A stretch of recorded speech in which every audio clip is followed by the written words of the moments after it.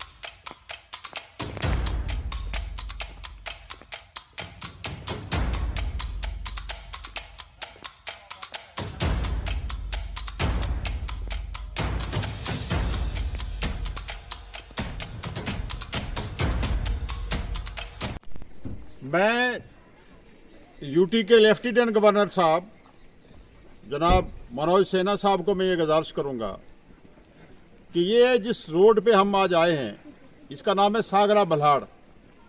ये रोड नबार्ड में सैंक्शन हुई थी मेरे टाइम में, और इसकी आप हालत देख लीजिए कि ये हालत है। यहाँ एक कलवट बनना था, काजवे बनना था, इससे आगे के बॉर्डर एरिया है ये। यहाँ हमेशा सीज फायर वायलेशन की वजह से शेलिंग होती है, और ये लोग आज तक इन लोगों ने देश की और एकता और अखंडता के लिए जो कुर्बानियाँ दी हैं वो अगर गिनी जाए तो मैं कहूँगा सरे फरिश्त इन लोगों की कुर्बानियाँ हैं। मैं लेफ्टिनेंट गवर्नर साहब आपको ये अपील करूँगा कि अगर आपका ये मुद्दा है, अगर आपके कहने और करने में तजाद नहीं है, आप जो कहते हैं अगर वो करते हैं, साबित करते हैं, तो ये सागरा बल्हाड़ ये रोड जिस पे हम आए हैं चल के, ये रोड देख लीजिए। इस रोड पे जो पैसा लगा है वो कहाँ लगा है। ये रोड आ रही है इस बॉर्डर एरिया से टच करके, ये पूरा सागरा से लेके यहाँ तक, और करोड़ों रुपया इस रोड पे निकल चुका है। इन लोगों का एक प्रोजेक्ट बन के वो कभी एससी दफ्तर में होता है, कभी एक्सिन दफ्तर में होता है। क्या इन लोगों की आपको जरूरत नहीं है? कभी कहते हैं कि आपका ये प्रोजेक्ट जो है वो आगे नहीं जा पाएगा, कभी कहते हैं कुछ, कहते हैं बहानाबाजी करते हैं। तो मेरी आपसे ये गुजारिश ये है कि क्या आपने गिने चुने लोगों को अपना वो एजेंट्स बना के रखा हुआ है? क्या आप ये कहते हैं कि किन लोगों के जरिए आप जो ये आपकी ये फाइल चलती है? मुझे हैरानी ये है कि इस डेमोक्रेटिक सेटअप में आपने कुछ मखसूस आदमी रखे हुए हैं, वो चाहे यहाँ के डिस्ट्रिक्ट डेवलपमेंट कमिश्नर साहब हो, मैं उनको भी ये रिक्वेस्ट करूंगा, यहाँ के चीफ सेक्रेटरी साहब को मैं रिक्वेस्ट करूंगा, क्या आपने गिने चुने लोग रखे हुए अपने एजेंट्स जिनको आप इस्तेमाल करते हैं, और लोगों का एक इस्तेसाल हो रहा है। मैं जिला के डिस्ट्रिक्ट डेवलपमेंट कमिश्नर साहब को ये रिक्वेस्ट भी करूंगा और वार्निंग भी मैं दूंगा कि अगर ये हालत रही लोगों की तो हम लोग सड़कों पे उतरेंगे। क्यों मैं ये बात सही कह रहा हूँ? सड़कों पे उतरेंगे और हम ये साबित कर देंगे कि यहाँ लूट मार के सिवा कुछ नहीं है। आपने जो यहाँ डिवीजन खोला है, R&B डिवीजन, ये करप्शन का एक हब बन चुका है।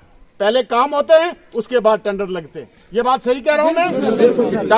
उन्हीं प्रोजेक्ट्स पे पैसा खर्च हो रहा है, जहां पहले काम होते हैं, उसके बाद टेंडर लगते हैं, और फिर अगर उन टेंडर जो है आपके उन चहेतों को टेंडर नहीं मिलता है तो फिर रीटेंडर करते हैं। तो यही एक सिलसिला चल रहा है। मैंने रियासती जो LG साहब हैं उनको भी मैंने रिक्वेस्ट की है, मैंने चीफ सेक्रेटरी को भी रिक्वेस्ट की है, और जो कमिश्नर सेक्रेटरी R&B के थे उनको भी मैंने गोशगुजार की है, डिस्ट्रिक्ट डेवलपमेंट कमिश्नर साहब को भी मैंने की है कि एक लूट मचा है। अगर आप इस पे कंट्रोल नहीं कर पाते, इस सिस्टम पे कंट्रोल नहीं कर पाते, तो ये लोग कंट्रोल करने के लिए तैयार हैं। ये लोग तैयार हैं कंट्रोल करने के लिए, क्योंकि ये लूटने नहीं देंगे। ये गवर्नमेंट का जो पब्लिक का खजाना है, इसको हम लूटने नहीं देंगे। तो मैं इसी पे इत्तेफाक करूंगा। मैं जिला के डिस्ट्रिक्ट डेवलपमेंट कमिश्नर को एक बार फिर चेतावनी दूंगा कि आपकी पॉलिसी और प्रोग्राम है, इसमें आप सूरत लाइए, और जो आपका कहना है, जो आपकी जो करनी और कथनी है, इसमें मुसावात लाइए। जो कहते हैं वो होना चाहिए। फील्ड में काम नहीं हो रहे हैं, करप्शन है, यहाँ लूट मार है, इसमें अगर कंट्रोल नहीं, मुझे ये लग रहा है कि टॉप टू बॉटम एक माफिया काम कर रहा है। लूट मची है। हर आदमी का अपना घर बना रहा है, वो चाहे जिला का डिस्ट्रिक्ट डेवलपमेंट कमिश्नर हो या यहाँ का बड़ा से बड़ा अफसर हो। अगर उन पर कंट्रोल नहीं है, अगर सिस्टम पे कंट्रोल नहीं है, तो मुझे लगता है कि ये लूट मार है और इस लूट मार को हम नहीं होने देंगे। हम निकलेंगे बाहर। मेरी गुजारिश ये रहेगी डिस्ट्रिक्ट डेवलपमेंट कमिश्नर से कि वो 1 हफ्ते के अंदर अंदर इस प्रोजेक्ट को थ्रू करें। अगर वो प्रोजेक्ट आपका पड़ा हुआ है एक्शन सब डिवीजन मैंडर में या एससी के पास पड़ा हुआ है, नाबार्ड के लिए इन लोगों ने प्रोजेक्ट किया है, वो प्रोजेक्ट थ्रू होना चाहिए। अगर नहीं थ्रू होंगे तो आप जो हैं तैयार हो जाएं, जो कंसिक्वेंसेस होंगे, जो हालात होंगे, उसको फेस करने के लिए सरकार तैयार हो जाए। सितम ज़रीफ़ी ये है कि इस बॉर्डर एरिया में ना ही तो लोगों को पानी मिल रहा है, सड़क की ये हालत है, ये पहाड़ों पे लोग रह रहे हैं, पहाड़ों पे। और सितम ज़रीफ़ी ये है कि ये प्रोजेक्ट हमने दिए हुए हैं, पानी का प्रोजेक्ट दिया हुआ है, करोड़ों रुपए उसके लिए अप्रूव्ड है, सड़क हमने दी थी, करोड़ों रुपए उस पर दिए, लगे नहीं। तो मैं ये गुजारिश करूंगा डिस्ट्रिक्ट डेवलपमेंट कमिश्नर को, एलजी साहब को, चीफ सेक्रेटरी साहब को कि इस पे वो एक थारो इंक्वायरी बैठाएं, किन लोगों ने ये पैसा लूटा है।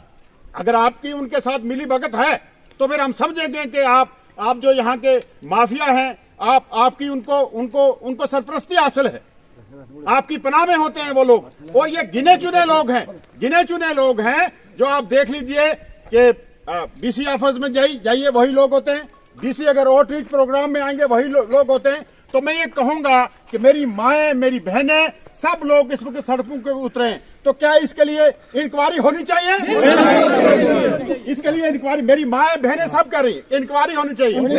आपका जो ये प्रोजेक्ट मेंढर डिवीजन में पड़ा हुआ है, जो लूट का एक घर बना हुआ है मेंढर डिवीजन, ये सही बात है। आरएनबी डिवीजन जो मेंढर का है, ये लूट का घर बना हुआ है। मैं डिस्ट्रिक्ट डेवलपमेंट कमिश्नर को एक बार फिर गुजारिश करूंगा, चीफ सेक्रेटरी साहब को गुजारिश करूंगा, गवर्नर साहब को गुजारिश करूंगा कि फौरी तौर पे ये इंक्वायरी बैठाई जाए, क्या काम होते हैं और उसके बाद टेंडर लगते हैं। यहाँ ये कोई कानून है?